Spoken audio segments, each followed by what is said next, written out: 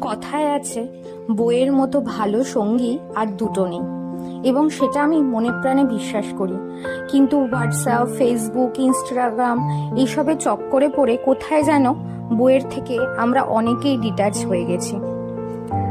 কিন্তু কখনো কখনো যখন ঘরবন্দি হয়ে আছি, সেই সময়টা বিশেষ করে আমার খুব মনে হয় যে আবার যদি বইয়ের জগতে ফিরে আসা যায়, আবার যদি কিছু বই এনে নতুনভাবে শুরু করা যায়।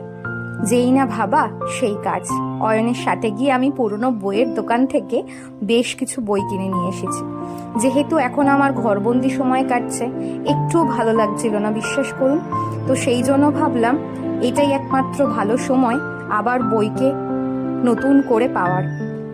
যাই হোক, বই পড়তে আপনারা নিশ্চয়ই ভালোবাসেন, আর যারা ভালোবাসেন তারা জানাবেন যে ভালো ভালো উপন্যাসের বই কি আছে, তাহলে এগুলো শেষ করে আমি সেগুলো